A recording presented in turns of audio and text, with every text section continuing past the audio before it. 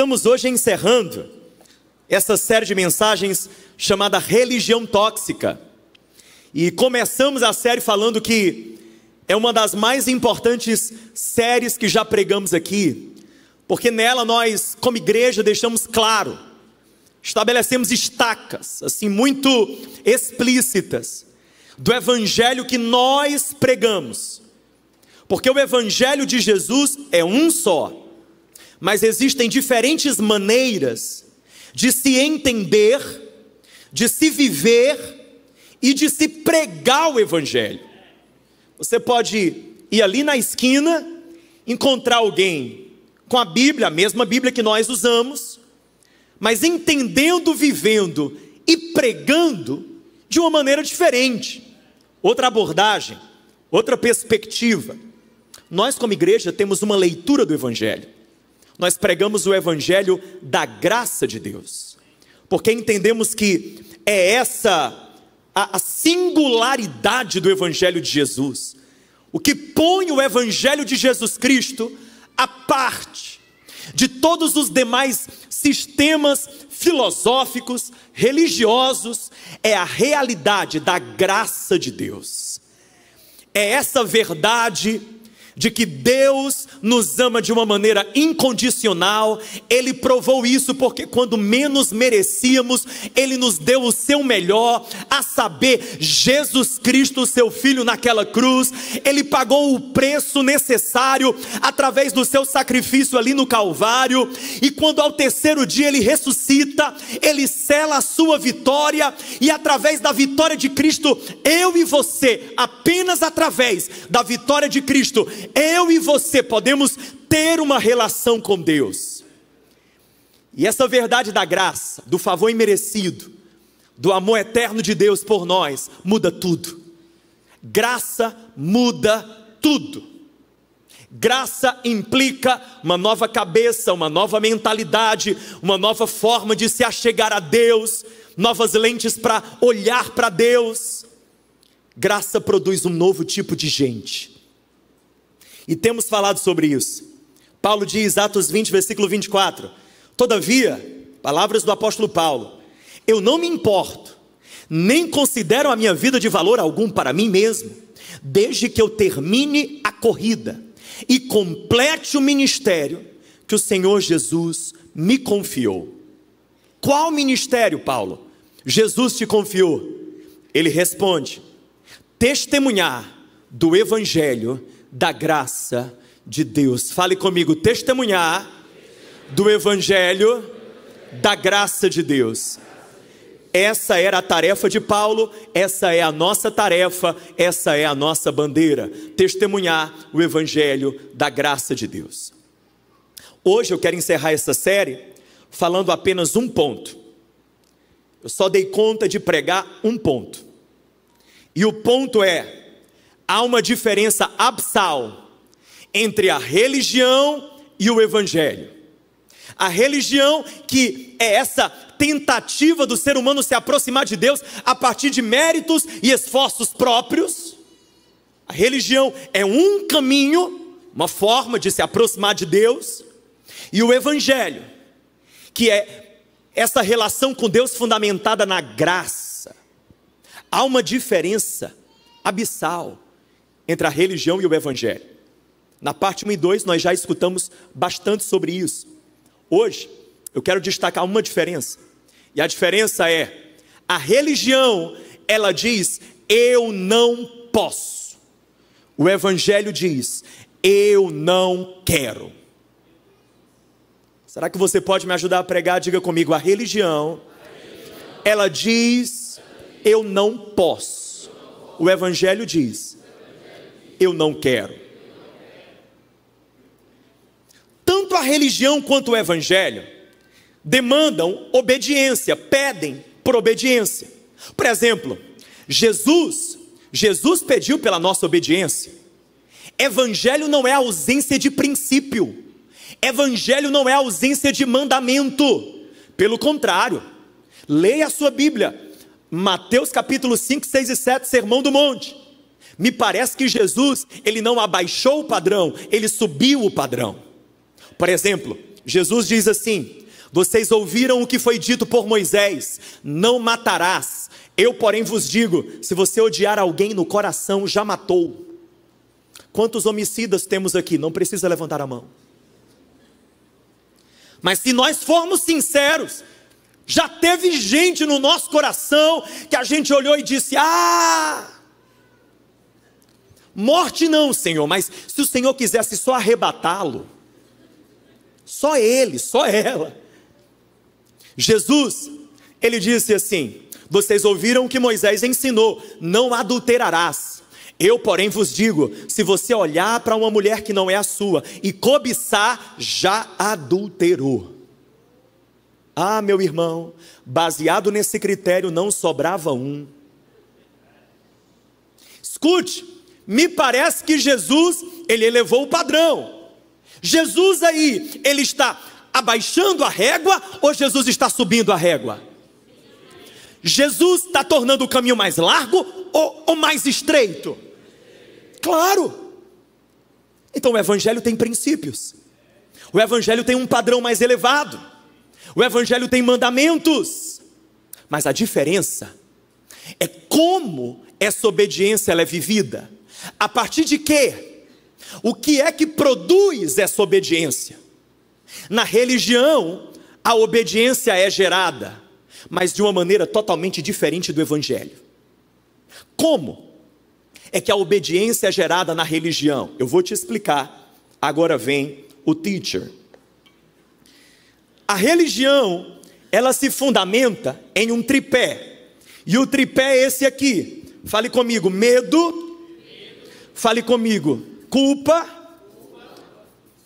Fale comigo: ganância.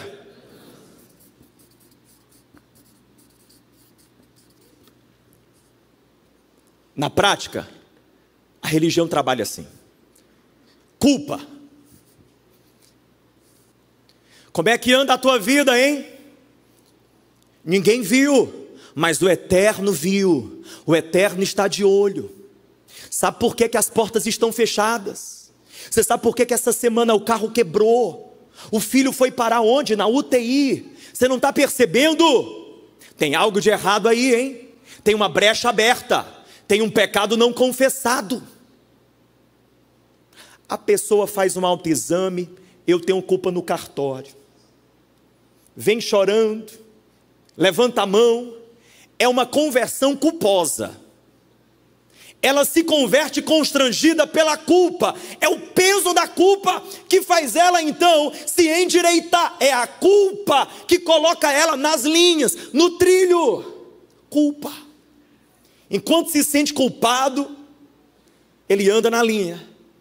O discurso da culpa é poderoso e é eficaz.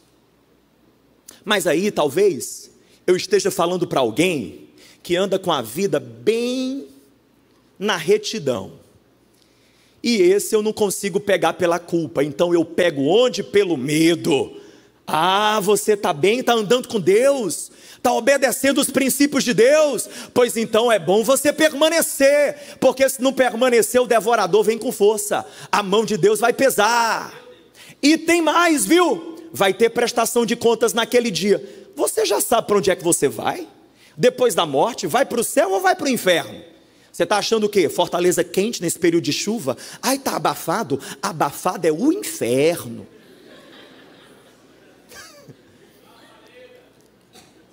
E eu vou aterrorizando, assombrando, e a pessoa diz: eu tenho que endireitar minha vida com Deus, mas não porque ele ama a Deus, ou porque ele deseja as coisas do céu, mas porque ele não quer correr o risco de depois da morte, ele não ter Deus e acabar no inferno.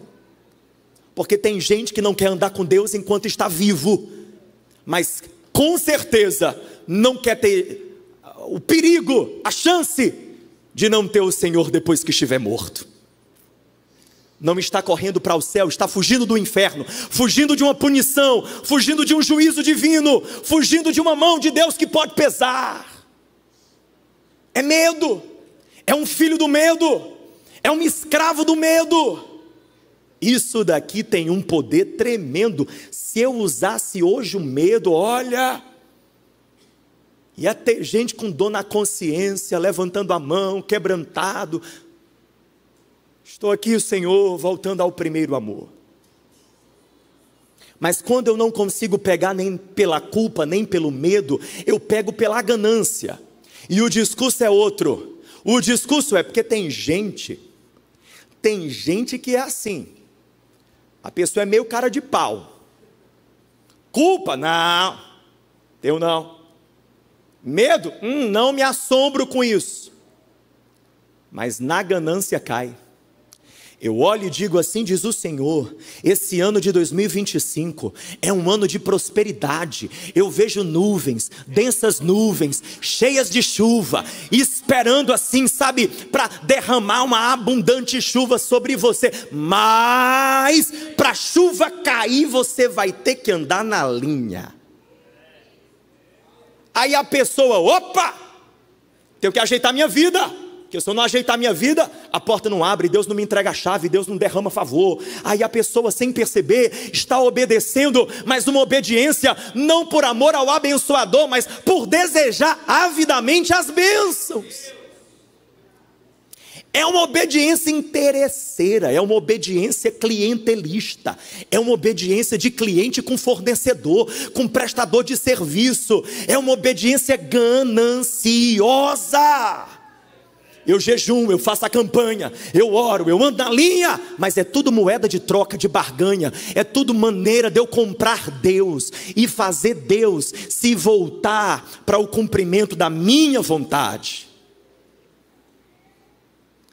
Dessa maneira, eu vou vivendo uma relação com Deus, em que tudo que eu faço para Deus tem um ponto de manipulação. Eu, na verdade, quero manipular Deus, para Ele fazer o que eu quero, ao invés de eu me render a Deus, para que na minha vida Ele faça o que Ele quer. Culpa, medo, ganância. É assim que a religião produz obediência. Isso daqui gera obediência. Isso daqui gera gente que ajeita o comportamento, coloca um verniz novo, coloca uma aparência nova. Gente que muda de atitude, gente que muda mesmo. Muda o externo, muda superficialmente. Porque escute, toda obediência fabricada pela culpa, pelo medo, pela ganância, é superficial, é frágil e dura pouco, é frágil e tem prazo de validade. Tão logo a culpa desaparece da cabeça, porque culpa é uma questão de tempo, é uma dorzinha que o tempo faz a gente esquecer. Tão logo o medo já da punição e do juízo não me assombra mais, e tão logo eu começo a perceber que essa história de servir a Deus não tem gerado recompensas para mim, pelo menos não as recompensas que eu esperava receber, o retorno que eu esperava. Estou servindo a Deus, cadê o varão, Senhor? Ainda estou aqui encalhada. Estou servindo a Deus, cadê a promoção no trabalho? Quem ganhou foi a outra. Estou servindo a Deus, cadê meu Réveillon, Jesus? Do lado do Mickey. Não vejo recompensa. Tão logo eu já não vejo que isso daqui é útil, eu largo Jesus, abandono o evangelho, rompo com Deus, viro as costas e vou fazer outra coisa da minha vida. É uma obediência frágil, é uma obediência fraca, é uma obediência superficial. Jesus falou disso, Jesus denunciou isso.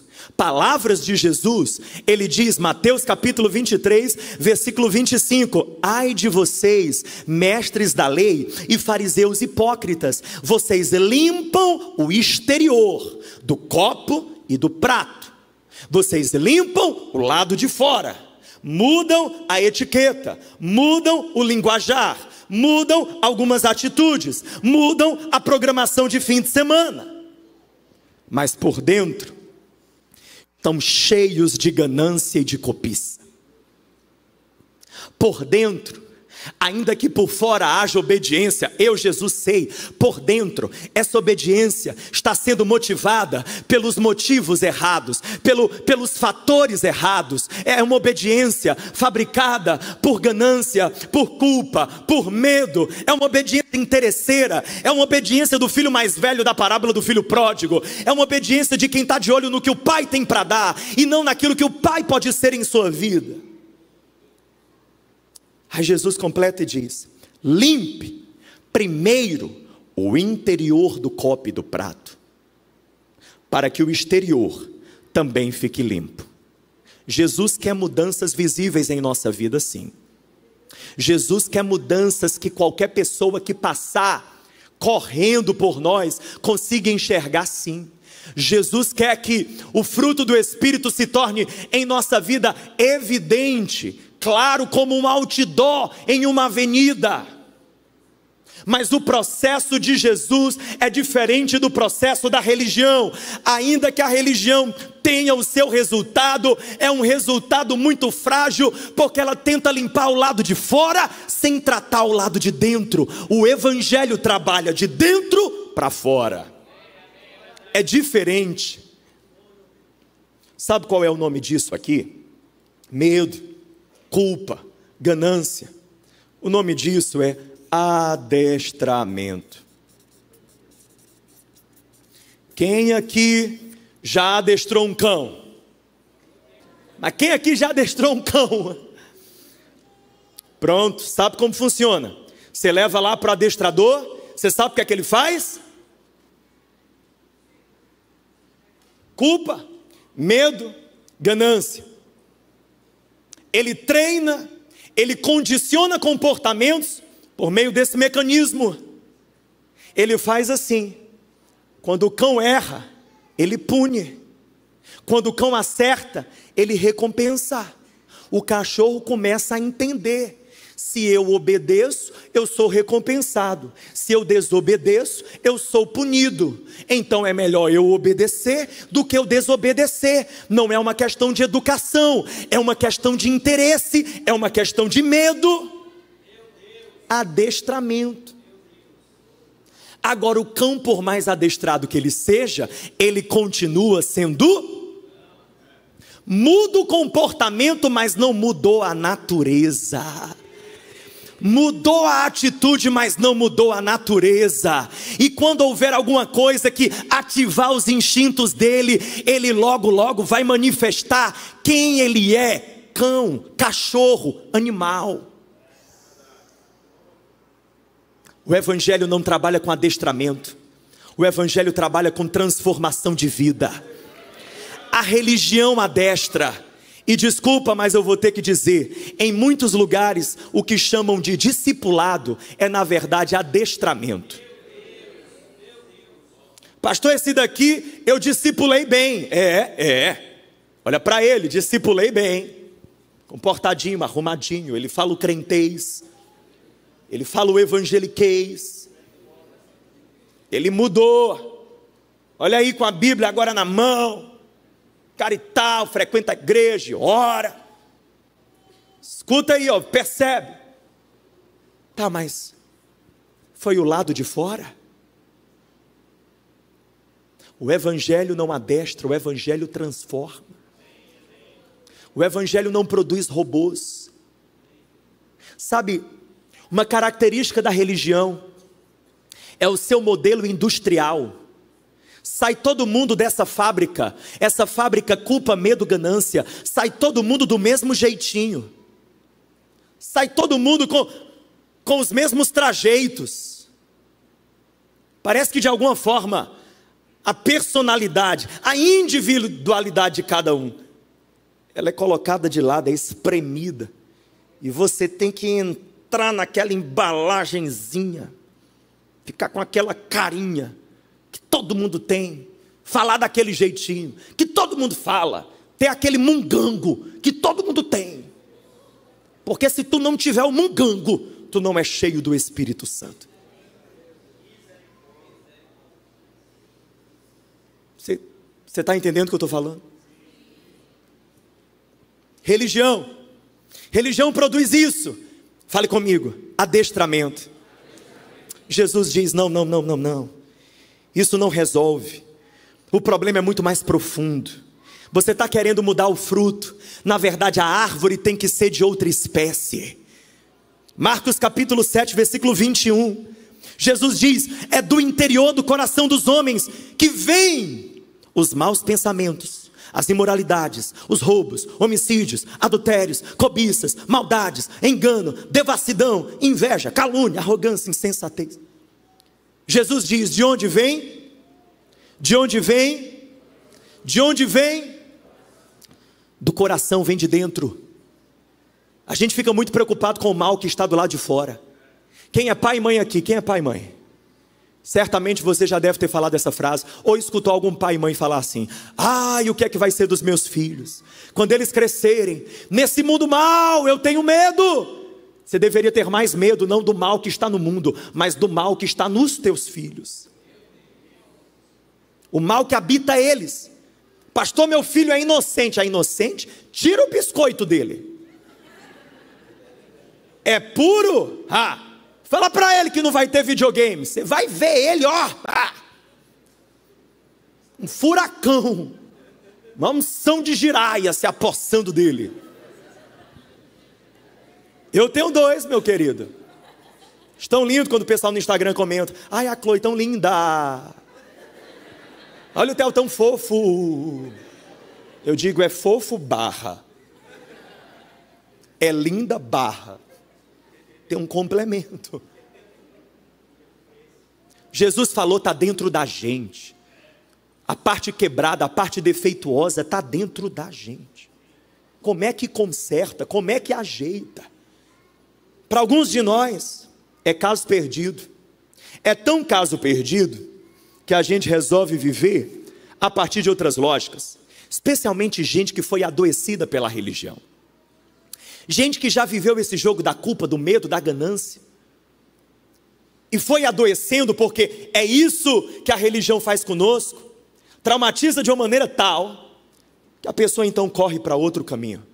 Ela diz, sabe de uma coisa? Está tudo tão quebrado. São tantos desejos.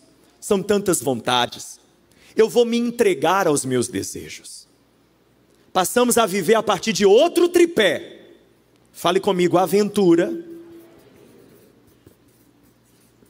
Fale comigo, prazeres. Fale comigo, insatisfação.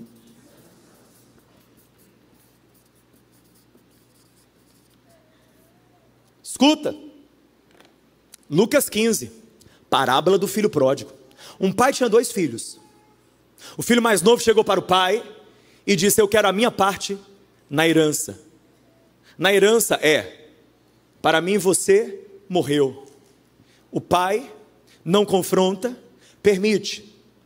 Porque o pai da parábola é um retrato de Deus, que não cerceia liberdades, nos deu o livre-arbítrio, nos deu a vida, mas ele diz, o que você faz da tua vida é da sua conta, mas decida bem.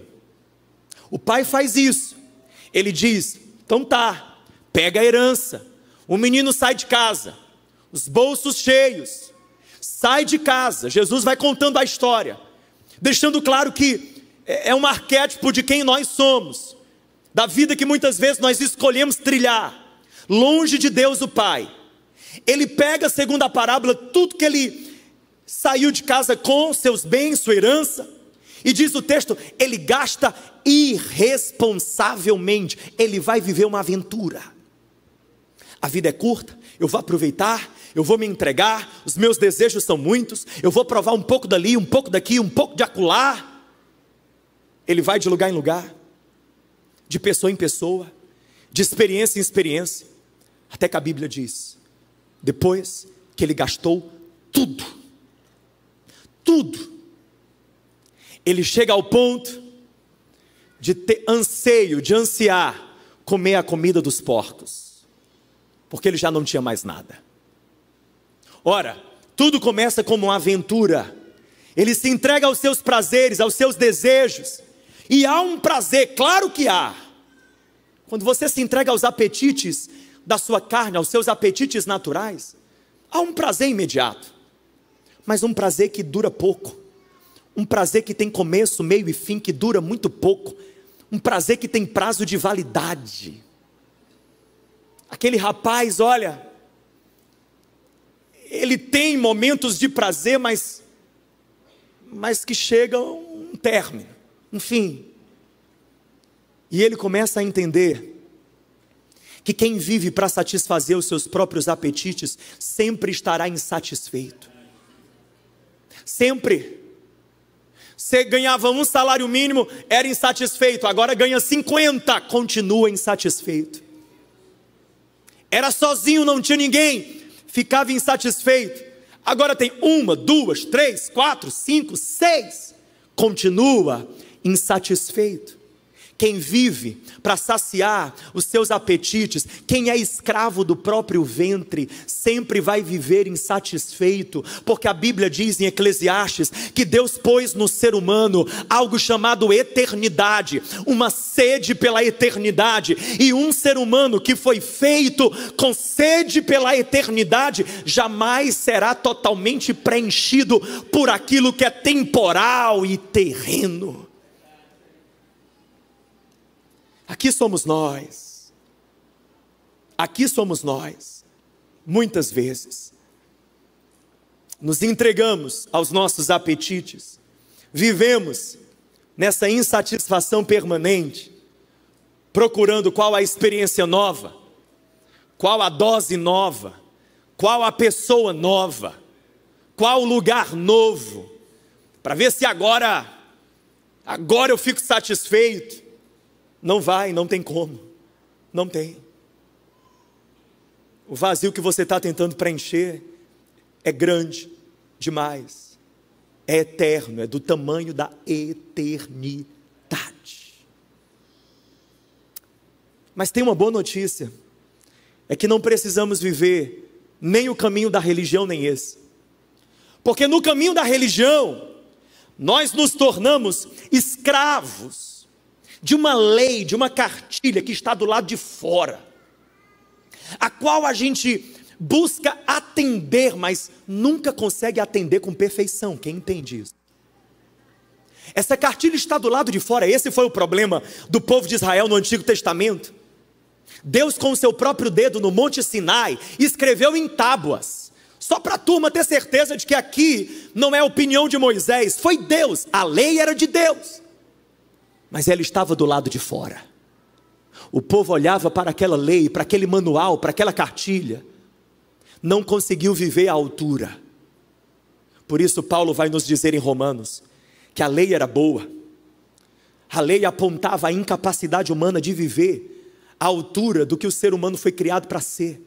A lei é boa porque ressalta e sublinha o quão necessitados de Deus nós somos. A lei é boa porque nos revela o quão transgressores a gente é. A lei é boa, mas a lei não é capaz de curar e resolver o problema humano que é o seu coração disfuncional. Quem vive aqui também, nesse outro tripé de aventura, prazer e insatisfação, será escravo, escravo agora de si mesmo, não de uma lei externa, mas escravo do seu ego, escravo de si mesmo. Pobre daquele que diz: pastor, eu faço da minha vida o que eu quero porque sou livre.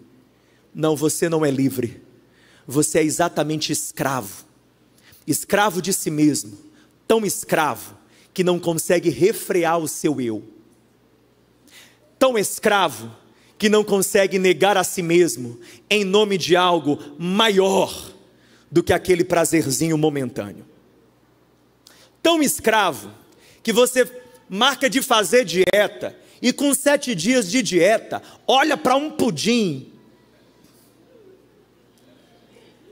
e diz: eu treinei a semana toda, eu estou merecendo.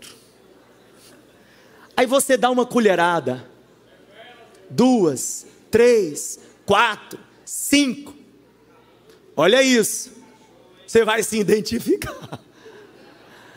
Isso aqui somos nós.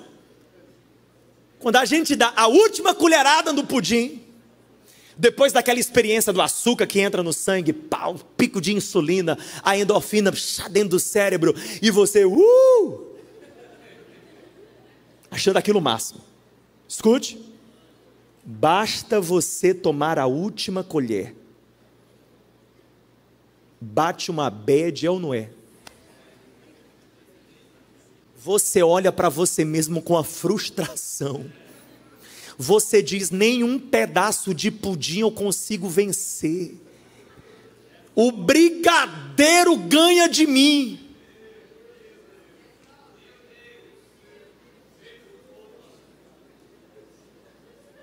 Escravos de nós mesmos. Mas vem o Evangelho. Vem o Evangelho. Vem o Evangelho de Jesus. E o Evangelho de Jesus, ele propõe um outro tripé. Tem gente que vai sair hoje do culto assim, a uns triângulos. Vai sonhar, eu sonhei, pastor, de domingo para segunda, um sonho profético, vi um triângulo. Isso é sério. Evangelho. O Evangelho produz transformação. O Evangelho, uma vez que nos transforma, nos leva a amar a Deus sobre todas as coisas e a confiar no caráter de Deus e em sua palavra. Isso gera verdadeira, legítima obediência. Porque aqui está, eu quero ler esse texto com você enquanto o louvor retorna. Eu quero ler esse texto com você. Ezequiel 36, versículo 25 a 27. A Bíblia diz, olha isso. Põe para mim esse texto. Palavra de Deus para a minha vida. Promessa de Deus para você, meu irmão. Ezequiel 36, verso 25. Deus disse, aspergirei água pura sobre vocês, e vocês ficarão puros. Eu os purificarei de todas as suas impurezas, de todos os seus ídolos. É Deus dizendo, eu vou perdoar, eu vou derramar a água do perdão, eu vou limpar vocês. A culpa não terá mais poder, a vergonha não terá mais poder sobre você. Ele diz mais, versículo 26, eu darei a vocês um coração novo, eu porei em vocês um espírito novo. Eu tirarei de vocês o coração de pedra e lhes darei o coração de carne. Eu darei um coração sensível a mim, a minha voz, a minha presença. Coração esse que Jeremias diz em Jeremias 31, 33, nele eu escreverei, diz o Senhor, as minhas leis, as minhas palavras, de maneira que a lei do Senhor não estará mais como uma cartilha que está do lado de fora, mas sim como algo que foi posto dentro de nós, escrito nas tábuas da nossa alma. Ele disse, eu vou escrever minha palavra, é dentro de vocês. Eu darei um novo coração, uma nova inclinação. Coração na Bíblia, escute, coração na Bíblia não é esse músculo que bombeia sangue. Na Bíblia, coração é a soma dos nossos desejos, vontades, aspirações. Coração é isso. Então Deus está dizendo, eu vou dar novos desejos, eu vou te dar um novo querer, eu vou te dar novas vontades. E Ele diz, eu porei o meu espírito em vocês, e esse Espírito os levará a agirem segundo os meus decretos, e a obedecerem, fale comigo, obedecerem, e a obedecerem fielmente às minhas leis. Eu colocarei o Espírito Santo em vocês, e Ele vai empurrar vocês, dia após dia. Ele vai ser aquele que, habitando vocês, Ele vai dar um empurrãozinho e vai dizer, não, por aqui não, vai por ali, por aqui não, vai por ali, esse caminho é melhor, esse caminho é melhor. É difícil, Deus, eu te capacito, eu te equipo, eu te ajudo, eu te consolo, eu te conforto, eu te guio, eu te amparo. O Espírito Santo, pelo Espírito nós somos transformados, o nosso coração é transformado, o nosso coração é transformado. Jesus tinha dito, olha que lindo o coraçãozinho aqui, o nosso coração é transformado. Porque lembra, Jesus não disse que é do que procede todo o problema. Então Ele transforma, Ele coloca o seu Espírito em nós. Não é que o velho homem desapareceu, não é que a nossa carne desapareceu, não. A gente continua tendo uma carne contra a qual nós precisamos militar, mas agora, existe uma nova realidade, o Espírito Santo em nós, que gera em nós uma inclinação para aquilo que é do Senhor, uma nova disposição interior. Ele nos leva a amar a Deus, amar a Deus, amar a Deus sobre todas as coisas. E como disse Agostinho, ame a Deus sobre todas as coisas e faça o que quiser. Porque aquele que ama a Deus sobre todas as coisas passa a ter um excelente filtro para discernir o que vale e o que não vale a pena fazer. Coisa que eu fico louco.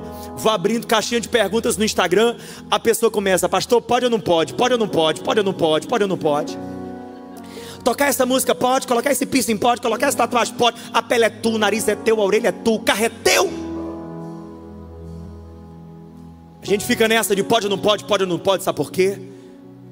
Porque o nosso coração às vezes não está rendido ao Espírito Santo. Porque, irmão, olha bem para mim, se o Espírito Santo não falou com você, sou eu que vou ficar ditando e determinando? Vou não. Estarei gastando saliva. Tem gente que diz: é porque lá na igreja, sabe, pastor, eu queria assim, sabe, o pessoal que chegasse assim mais duro, mais firme, para cima da pessoa. Aí porque você acha o quê? Medo? Culpa? Interesse? É essa a obediência que você quer que a gente fabrique? A da religião, que é superficial, que é passageira, que é frágil, que é comportamental, mas não é essencial, não mudou a essência. Não, a gente não está nisso não. A gente está nesse outro aqui, a gente está no Evangelho. A gente crê na transformação que é de dentro, pelo Espírito Santo de Deus. Porque quando Ele muda, está mudado. Quando Ele cura, está curado. Quando Ele redime, está redimido. Não tem mais confusão. Quando Ele fala, meu irmão, está decretado dentro da pessoa. A gente passa a confiar. Por que é que você faz o que Deus diz? Por que é que você faz o que a Bíblia diz? Mesmo aquilo que não parece muito alinhado com a cultura do nosso mundo. Simples, porque eu não confio no homem, eu confio no Criador. Eu não confio no criado, eu confio no autor da vida. Eu confio que Ele é bom e tudo que Ele diz é perfeito. Ele não falha, Ele é o meu Pai. E se Ele disse que isso é bom, é bom. E se Ele diz que isso daqui é veneno, é porque mata. Eu confio. Essa transformação, está entendendo? Ela produz isso, de maneira que eu vou migrando. Eu saio do eu não posso para o eu não.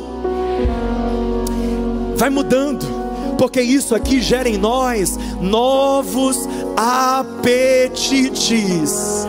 Eu gostei de usar mesmo essa palavra, apetites. Eu cruzei por esses dias com uma pesquisa que diz assim, que as suas papilas gustativas, elas com o tempo mudam. Por exemplo, se você passar 20 e poucos dias sem açúcar, depois desses dias o teu paladar vai estar mais acostumado a não ter açúcar. De maneira que o que antes você sentia como amargo, agora você começa a sentir como doce. E antes o que você saboreava como doce, agora você começa a ficar enjoado.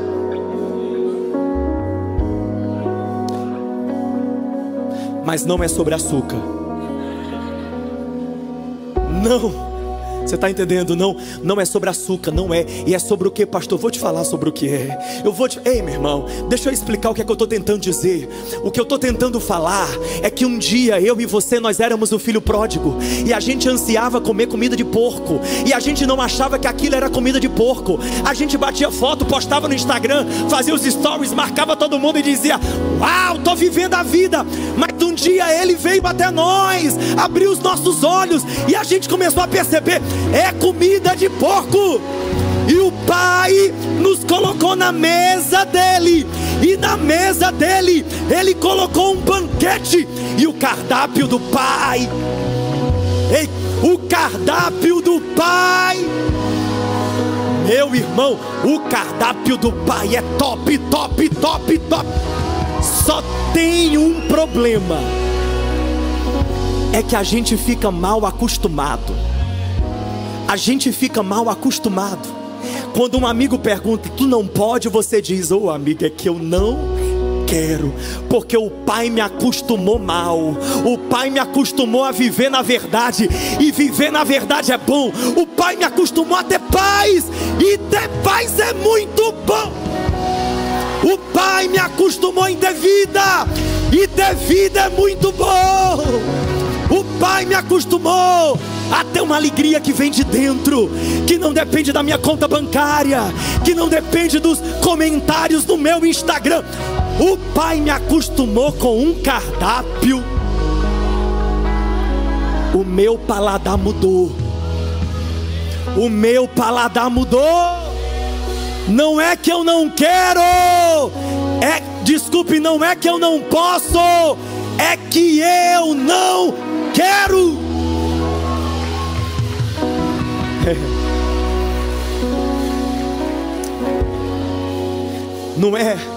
Não é da noite para o dia, não. Isso aqui é um processo, mas Deus vai nos transformando. Deus vai nos transformando à medida que a gente se relaciona com Ele. Quando a gente ora, não é por outro motivo. Não é porque quando a gente ora Deus muda. Não, quando eu oro eu mudo. À medida que a gente mergulha na palavra, não é por obrigação, é porque essa palavra é lâmpada, essa palavra é alimento, essa palavra me aproxima do Pai, e ela vai me transformando. À medida que eu me junto com a igreja, quando eu me reúno em um grupo de crescimento, Deus vai usando pessoas para operar transformação na minha vida. Eu vou mudando. Novos apetites, novo paladar. Já não sou mais o mesmo. Já não sou mais o mesmo. Eu já não tenho mais a mesma cabeça. Eu já não tenho mais o mesmo gosto por aquilo. Mudou. É o Evangelho de Jesus. Mudou.